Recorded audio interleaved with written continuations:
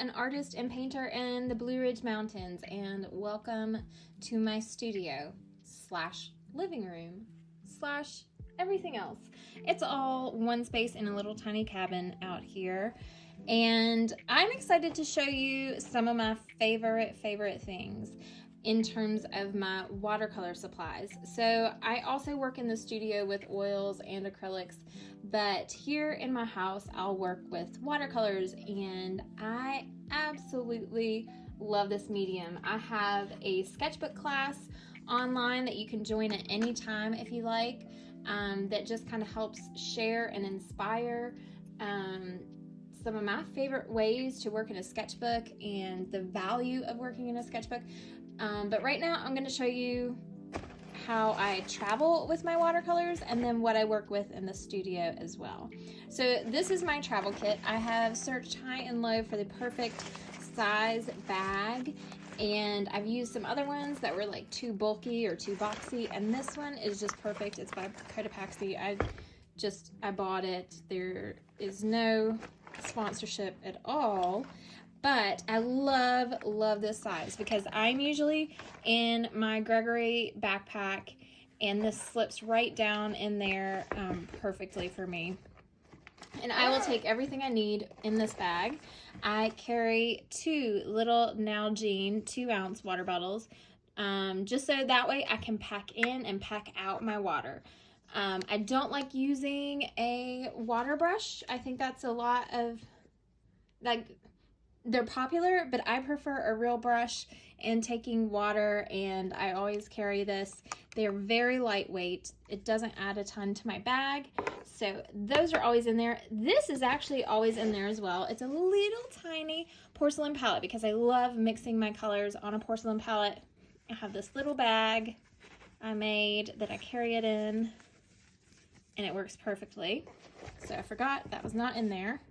So those are in there. If I'm going super duper lightweight, I will take my art toolkit little pocket palette with these colors, and that's everything I need, and it's very lightweight. But I also really love and enjoy taking my wooden palette. It fits in here as well, and it actually weighs only like slightly, ever so slightly more than this palette, and it slips into the cork cover so I can travel with that. It fits in here as well. So the last time I hiked, I took this.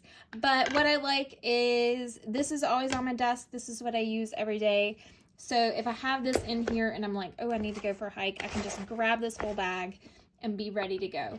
The only thing I will need to add is this. I used to keep this in here, but I've started using it more every day, just because I like to hold this in my hand as I work.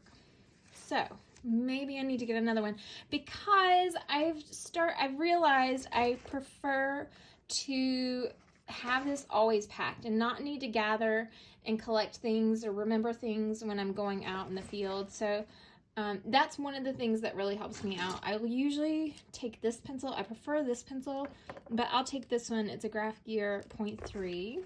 So this should be in my bag. And then even this little sketchbook, it fits. It's the Moleskine, however you say it. And I love to do little works of art while I'm out in the field. So one thing about me, and if you're following me on Instagram, you'll probably know or notice if I'm doing work for a reel or something, I always paint on location, and then I will add the ink and the ink lines when I'm back in my studio. It's just a way that I work. It's how I like to work. It's how I like to remember and kind of have a second experience from this. So that's part of how I work. I'm going to show you really quickly another way that I, as a full-time artist, as a working artist, will use my sketchbook. So here is an example of one of the paintings I painted on location. And then I come back in the studio and I'm working on this. It's a much larger version. It's on 300-pound Fabriano paper. And so I use this as my inspiration, and I come back and expand on it in the studio. Now, you'll also find I have down here my travel brushes, and I have a little flip of business cards in case I happen to see anybody on the trail and they just want to see my work or ask. This is sometimes in here too, but I don't use it that much. But I have these. They were affordable. I like, for these, for travel brushes, I didn't want anything too expensive. So I did try these out. They're on Amazon, but they work really nicely. I enjoy them. I think it's better for me personally than the like plastic water brushes. So that's what I'm going to choose. I'm going to choose to carry these, and I get so nervous about getting the bristles all messed up. So I'm going to choose to carry these over anything else. I was carrying out my favorite brush and doing like a paintbrush wrap, but this works perfectly for me. Like I said, I can have everything in my bag ready to go, and if I'm like, oh, I need to go take a hike, here it is. I also usually, I think it got moved around, but I have a kneaded eraser I carry as well.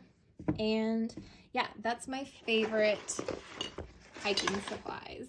In the studio, my absolute favorite brush is this Joe Miller size 8 round signature 50/50. I use this 95% of the time on everything I work on. My favorite pencil is this Coeco Sport. I put a clip on it. It's a 0.7 lead. It doesn't have an eraser on it because I typically will change up what eraser I'm using between a kneaded eraser like this one, and I'll just stick that on there, or a classic little white eraser that's not gonna mess up my pages while I work. So those are always at hand. I made this little pencil paintbrush holder, so I didn't need to do that. I can rest that there. It's funny, it's because I've always wanted a paintbrush holder because I'm always looking for a place to put my paintbrush. So I made this, and I made another version that's even longer. And now I need to get myself in the habit of using it. It's like, oh, I finally have it, but I'm still like doing the old, like, where do I put my brush? But it'll come with time. New habits take a little bit of time. So I've got that. I also have, this is a portfolio palette from Art Toolkit. It's the very large one. I have all of my colors in here. I don't need anything more than this. It's almost way too much. But my desire with this palette was I just wanted a place to have everything. And that's what I have. But like I said, no, I didn't say. But I typically will use this as my palette. It's a wooden palette. I made this myself. It's a very thin piece of wood. It travels really nicely. It has 16 colors. These are my like everyday, always colors. These are new colors I'm trying out. I got a sample, so I put them in little acorn hats just to try them out instead of doing something like putting them in a plastic little half pan. And then these are kind of my add-on like bonus colors. Sorry, it's a little messy. I should have cleaned it up before starting the video, but it cleans up really well. So I put 4 coats of tung oil on here, and see how that just cleans right up if you wipe it. And the water beads up really well. And I love working with this. So I find that it's really soft and gentle on my paintbrushes. And then I also, this is another one. These are May Mary Blue paints. My Mary Blue, I don't know. I'm trying them out and checking them out. I put a little putty on that one so it stays right there. So maybe I'll do a video of my favorite colors. Are you interested? We could talk about that. And then I also have this one, which is my half pans. I used to work with half pans more, but then I moved to this one, and now I've moved to this, and there might be a day that I'll go back to this, but I really don't see myself doing that anytime soon. It's basically the same colors as in here, maybe minus a few or plus a few. I have some handmade watercolors in here as well. So that's the only thing, is I wish I had these available for my wooden palette, but it is what it is. I mean, these are the things I love and I use. I really like this 3-piece water container.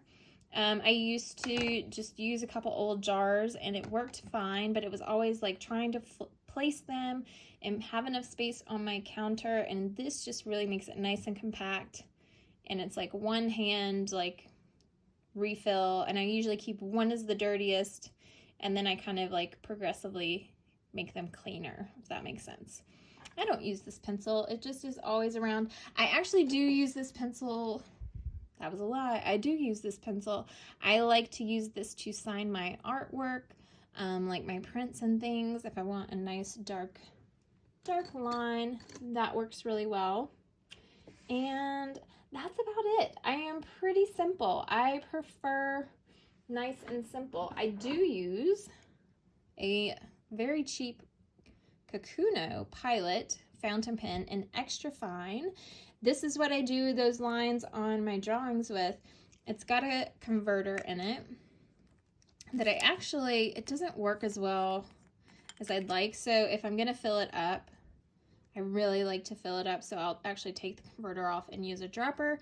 And the ink that I'm using that works so well, I wish I had found this ink initially, but I didn't, is the Platinum Carbon ink in black.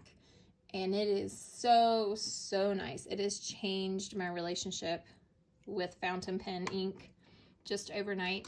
I have a couple other versions, and this is a medium, and this is a bold, the TWSBI Eco, and then this is a Lamy Safari. But this is my favorite pen. This is a Kaweco clip on it. So that's like this pencil. I have some of those pens and fountain pens as well, but I like a longer body.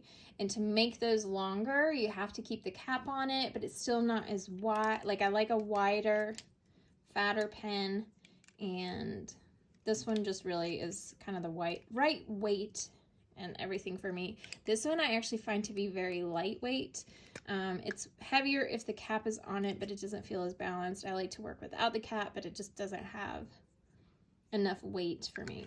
It's funny how you don't really know these things until you try it all out. So this one is very smooth, so maybe I should look into a heavier body Lamy, or I could just go with a medium of these. This one is just really nice. I mean, the TWSBI Eco, you can't beat the Reservoir, and they're pretty smooth. They're pretty nice. But the extra fine Pilot is incredible. Well, this one. All right, I can't think of anything else right now to share. So if you've got questions, let me know below. Bye.